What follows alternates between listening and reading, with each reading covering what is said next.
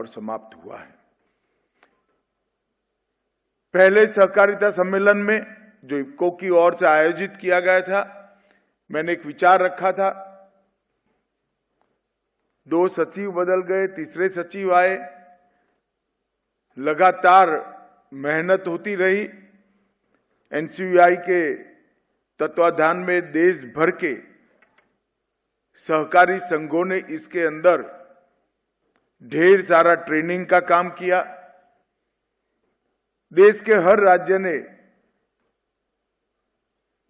राज्य के आरसीएस ने भी डिस्ट्रिक्ट रजिस्ट्रार के माध्यम से डेटाबेस को समृद्ध और सत्यापित करने का प्रयास किया और कुल मिलाकर हजारों लोगों के परिश्रम के बाद 2 साल के बाद ये हमें सफलता मिली है। इसका कम से कम मुझे तो बहुत आनंद और खुशी है। मित्रों, मोदी जी ने आजादी के 75 साल के बाद सहकारिता क्षेत्र की बहुत पुरानी मांग थी कि सहकारिता क्षेत्र को एक अलग मंत्रालय मिले। हमारे संविधान के अंदर मुख्यत्वे सहकारिता को राज्यों का विषय माना गया।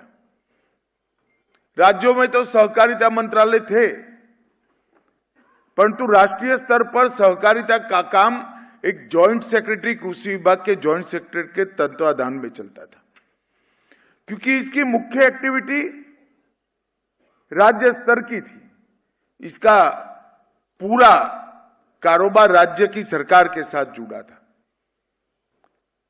परंतु जब समय बदलता गया, 60 का दशक आया, ये जरूरियात महसूस की गई कि एक राष्ट्रीय नीति के तहत हर राज्यों के बीच के सहकारिता आंदोलन के बीच में एक समन्वय स्थापित करना चाहिए।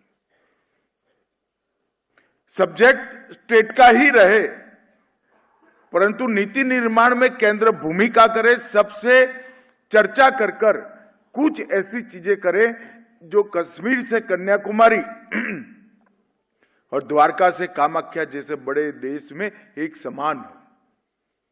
मगर सबको यह असंभव लगता था। मोदी जी का स्वभाव है, साहसिक फैसले भी करते हैं और साहसिक फैसलों को अंजाम तक भी पहुंचाते हैं, ये इनका स्वभाव है।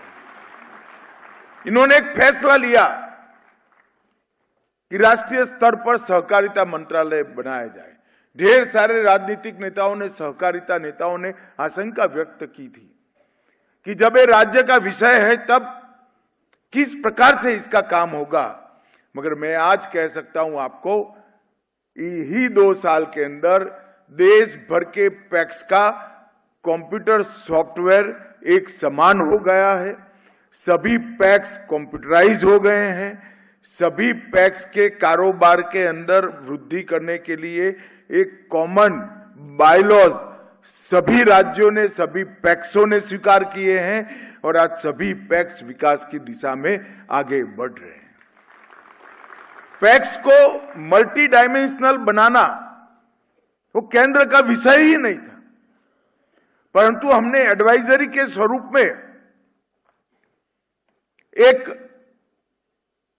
मॉडल बायलॉज बनाया, जिसके तहत पैक्स बहुआयामी बने। पैक्स डेयरी का भी काम करेंगे, पैक्स मछुआरा समिति भी होगी, पैक्स भंडारण के भी काम करेंगे, पैक्स गैस की एजेंसी भी लेंगे, पैक्स फर्टिलाइजर की एजेंसी भी लेंगे, पैक्स सस्ती दवाइयों की दुकान भी करेंगे, पैक्स पानी समिति भी बनाएंगे जो गांव की जल व्यवस्था। ढेर सारे कामों को हमने पैक्स के साथ जोड़ने के लिए इसके मॉडल बायलॉज बनाए। इरिस्पेक्टिव ऑफ पॉलिटिकल पार्टी, आज देश के सभी राज्यों ने मॉडल बायलॉज को स्वीकार किया है, सभी पैक्सों ने। और इसी से पैक्स के एक्सपांशन का रास्ता तय हो गया। मैं तो पैक्स का अध्यक्ष रहा हूं, मुझे मालूम है एक जमाने में पैक्स। वेलकम टू के mall, a premium project by Kaleen Group. K Mall is in the heart of Kolkata's electronic garment and lifestyle hub, Khidirpur. K-Mall, which is designed as a world-class mall, is the outcome of endless effort of our experts, combined with modern superb techniques and new age design. Book now